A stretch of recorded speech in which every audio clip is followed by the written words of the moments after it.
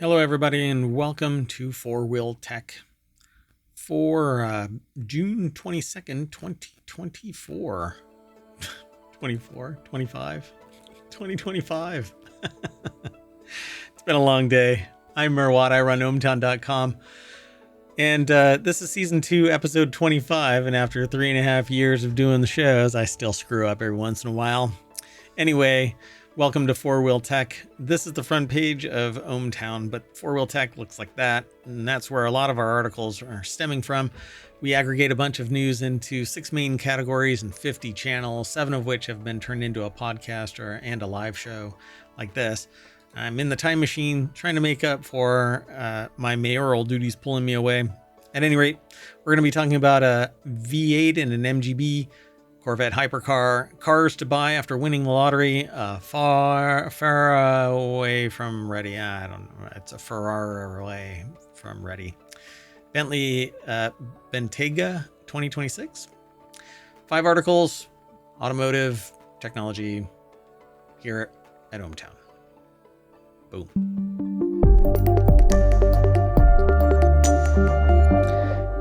Yeah, it's been a long day, folks. A long day. So let's get into it. I will get this done as soon as I can. I really love cars. I love technology. I love a show that talks about them merged together.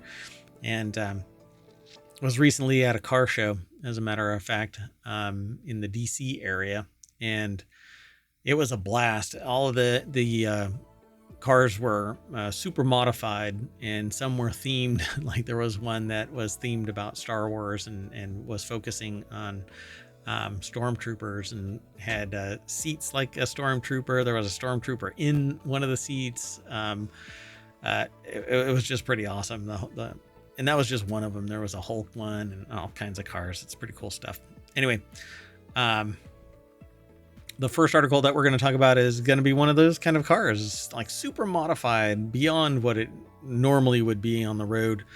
Driving a Ford V8 swapped Safari MGB will have you thinking outside the payment. The 5 oh my god license plate on the jacked up MGB says everything you might need it to. The article is over at jalopnik.com. So JALOPNIK.com. Brad Brunell put the article together. Look at this beast. This thing looks like it can drive over a battle tank. License plate says,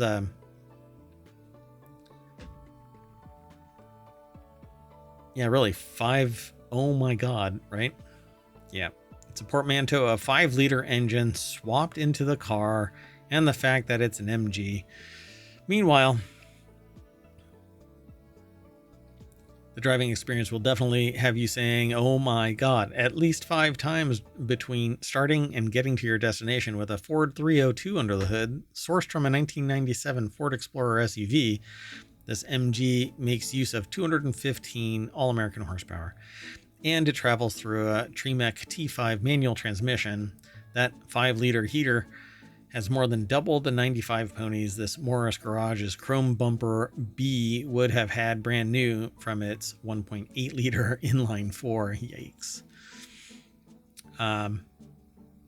Yeah, more than double. Yeah.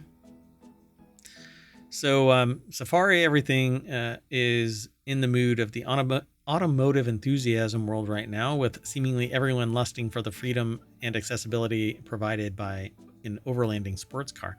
There's one problem: they're all pretty crap to drive. This thing is just a beast. I don't know how they dropped that down so that they could actually get those big old tires in there. Interesting. There must be zero travel in this. This thing must be a spine breaker. The rear axle has been replaced with a Toyota truck unit, narrowed to fit between the MGB quarter panels. So there must be just little stubs. So if you want to do something with this car that isn't just sitting around looking cool, you'll have to either cut the fenders or install shorter tires. Yeah, exactly what I was saying. So the giant 7.0 15-inch Power King extra traction tires rub the fenders. Yeah, every time you turn. So, yeah. But that's why they put it in this. They basically just put a skin on this car. on the guts on the drivetrain. So as of the writing, the car is selling on Bring a Trailer at no reserve with a single bid of $1. But the Price is Right style $1 Bob bid probably won't hold. But it looks likely to them that the 5-liter V8 MGB will trade hands for very little money, and the seller will be glad to have gotten rid of it. Time will tell where this thing actually shows up, probably on the YouTube channel. What a beast. Let's keep going. How about the first Corvette hypercar? Chevy's 1250 horsepower ZR1X hybrid brakes cover. Chevy provided flights from Los Angeles to Austin, Texas, and accommodation, so Ars Technica could be briefed on the new ZR1X and drive the ZR1. Ars didn't accept any paid editorial content. That's what it says in this article. At the recent media launch of the ZR1, the most powerful Corvette ever, Chevy also teased an even more potent variant set to debut later this year, dubbed the ZR1X. The latest model arrives after serious anticipation that began swirling with the 8th generation Vette switch to a mid-engine layout, and especially after the E-Ray hybrid justified the design's enormous center console by filling the backbone with batteries. So, boom, boom. So GM aims at hypercars from Ferrari and McLaren with the latest Corvette. Michael Theo Van Runkel over at Ars Technica put the article together. I don't know how much they're really going to end up talking about this.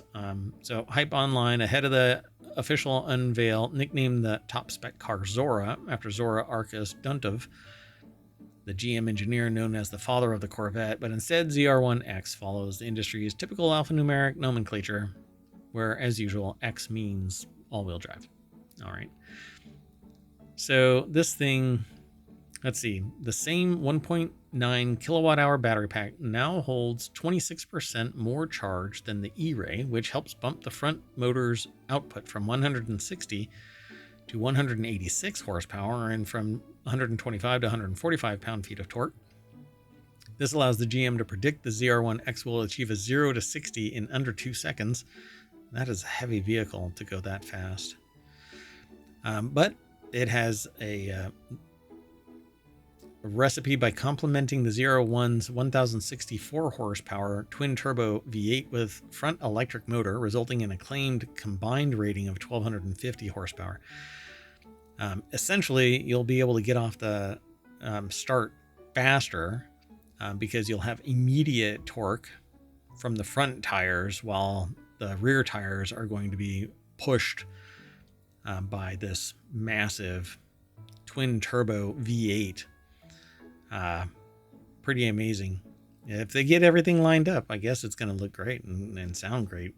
Terrain in that speed, a massive set of continuous weave carbon ceramic brake rotors from Alcon, option code J59, measure 16.5 inches in diameter, kind of wrapping around the back half of the tire. Pretty amazing. Simultaneously.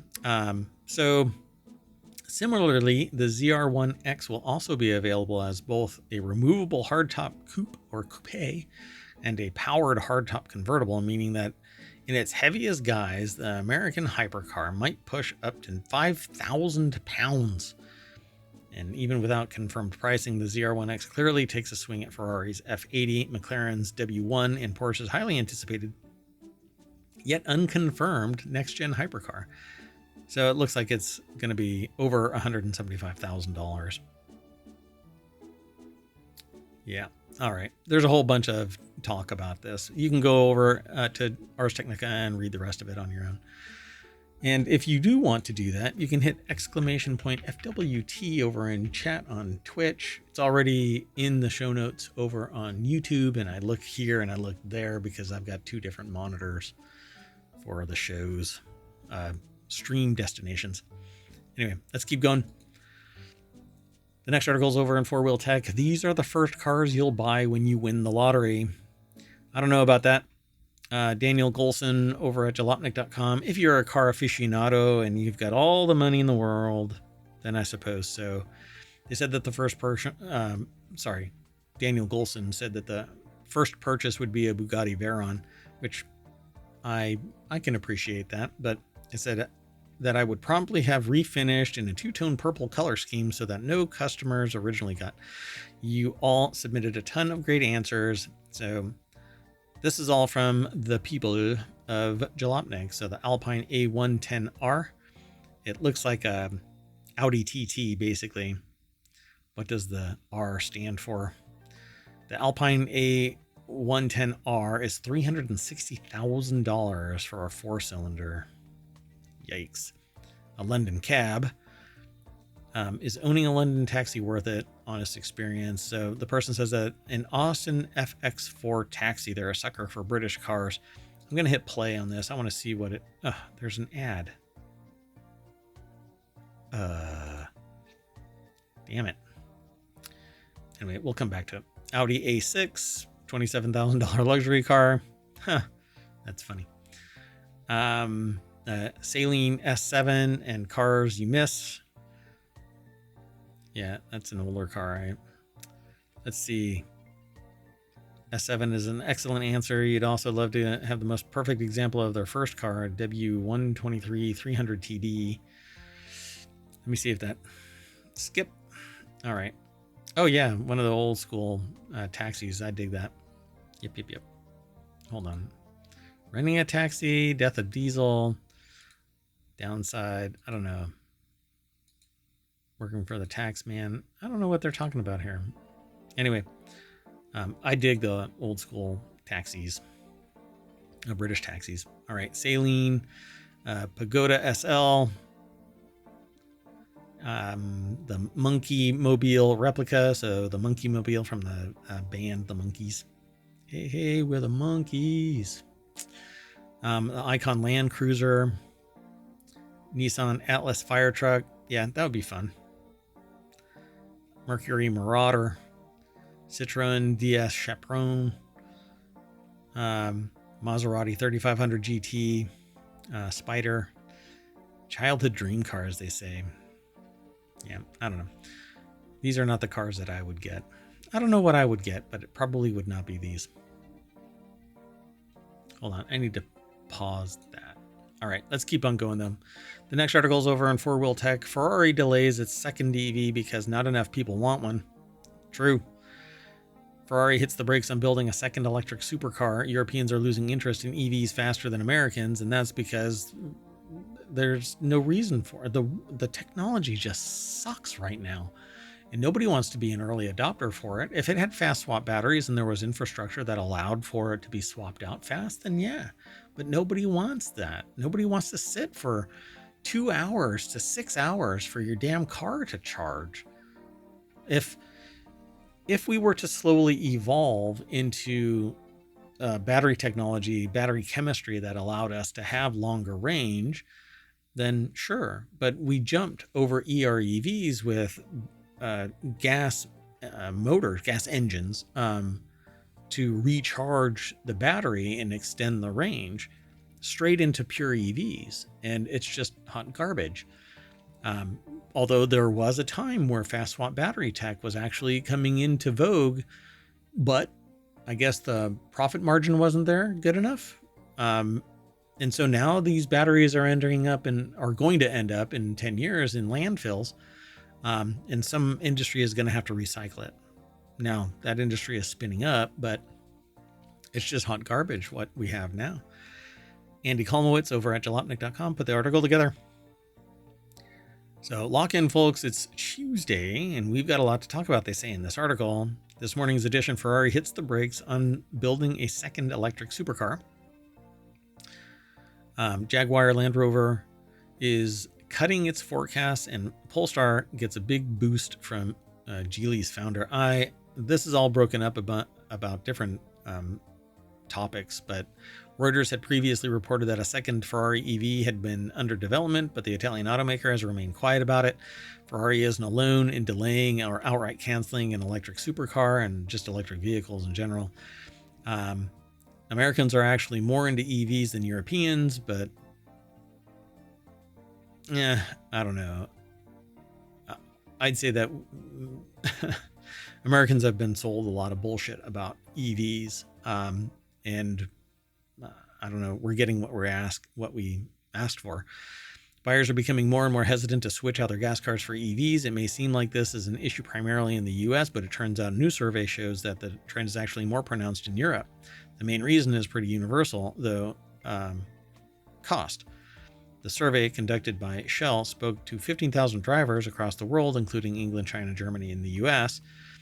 Europe surprised us, says David Bunch, Shell's chief for mobility and convenience. The single biggest barrier to entry is the cost of the vehicle. Range anxiety is still there, but it's diminishing. I think that's because people are just tired of talking about being anxious. But once they were to move into an EV, they would feel it and complain about range anxiety because it's a pain in the ass to sit around for 2 hours. Anyway, this year, 41% of respondents in Europe said that they would consider switching to an electric car compared to 48% last year, while the United States said it fell 3% to 33%. But we've got a longer distance in the United States to travel from one place to another, as opposed to Europe. Entire countries can fit inside Texas or Tennessee, for crying out loud. So, but just 17% of European drivers who were surveyed said that public charging was a good value. That's a stark contrast to surveyors found in China and the US, where 69 and 71% respectively said that chargers are actually a good value for money. They must not be counting money as time. I don't have time to sit around for 2 hours. I've got bills to pay, basically. At the end of the day, everything is about money, and if automakers can't find ways to make their EVs cheaper, then they're going to have to continue to lose out to less expensive gas alternatives. I think that we need to switch to hybrid EVs, EREVs, gas motors or gas engines and electric motors combined. Small engines that power up the batteries for electric motors. Anyway, let's keep on moving. The next article and the last one for today's FourWheelTech, and maybe for today, is over in FourWheelTech. 2026 Bentley Bentayga Speed will roar its way into your heart. With more power, enhanced handling, and a truly awesome exhaust, the 2026 Bentley Bentayga Speed is an easy car to become infatuated with. The article is over at jalopnik.com. Daniel Golson put the article together. This looks like a kind of your humdrum kind of a car. I mean, it looks like a crossover, but it's a high-end luxury brand. Traditionally been conservative when coming up with spec configuration for the cars, both in terms of what's sent to the dealers and what's shown to marketing materials. In recent years, brands like Aston Martin and Rolls-Royce have been going wild with some specs, building more cars in searing bright colors and unusual combinations, and this vibe shift is especially evident while walking through the parking lot at a launch event for the 26 Bentley Speed. What's interesting about this is a lot of cars manufacturers have switched to grays and black and just shades of between white and black and no colors. And if you look around, you find a lot of those cars, but every once in a while, like Camaro vehicles, the Camaros suddenly changed colors to these really bright and poppy colors. It's kind of amazing Chevy had done something like that. But anyway, available for us to drive are Bentaygas in metallic orange with blue interior, satin green with a matching green interior, and orange accents, white with lime green seats, and an exterior trim, and teal blue with granite veneer. Yes, that's right. You can get stone in the dashboard of your Bentley. I'm more curious about this. So it's 641 horsepower, 621 pound-feet of torque, 15 horsepower more than the outgoing W12 powered Speed. But how much is this? It says here that the twin turbo 4-liter V8 with the new Speed is a lot more exciting and better suited for the SUV's sportier mission. Plus, and that's what it looks like. It's not really SUV-ish. The size looks kind of crossover-ish. Plus, it doesn't feel too much like other Volkswagen Group products that use the same powertrain, such as the Audi RSQ8 Performance and the Porsche Cayenne Turbo GT. It's the same engine, but this thing looks like mom would drive it with the kids in the car, not, speed racing to the office. It's mighty quick, it says. 0 to 60 in 3.4 seconds. Hard in a very un-SUV-like way, blasting to 60 in just 3.4 seconds, 4/10ths quicker than the old W12 speed. 193 mile an hour top speed, 3 miles per hour up from the W12 speed. Titanium exhaust. 23-inch wheels don't ruin the ride. Not if it has, the right suspension. They've got great marketing material here. This thing is like drifting around a turn, just enveloped in the dust that it's kicking up around the. But it says that's totally all right, as I don't want to crash a $300,000 SUV into a ditch or a cow as they're driving this at a jumping horse stock ranch. Wow. Anyway, pretty car. I think all of this is too busy. I want to get rid of all of this kind of stuff and do nothing but be able to place my phone. Give me all of the telemetry in my phone. Or a heads-up display. Get rid of all of this bric-a-brac and distraction. Let me concentrate on the road. Anyway, it's a car for your heart, they say. I don't know what that is. Obviously, I'm not a Bentley owner. So, design aesthetic, it looks good inside and out. I would really get rid of all of the other beeps and whistles and stuff like that so I can control everything from a small controller, but that is just me, I suppose. Although, I think that's coming into vogue. At any rate, we are going to race our butts out of here and bring you back to the FourWheelTech front page, and I'm going to get out of here. I sense my mayoral duties a calling, so I hope to see you all very, very soon. I am going to make up the Monday, Tuesday, and Wednesday shows as soon as humanly possible. I've got a busy day tomorrow, which would be Wednesday the 25th, but I will be checking in. So I hope to hear from y'all. Be sure to follow on YouTube and Twitch. That would be great. And then sign up for ohmTown.com. Okay, take care, everybody. Bye-bye.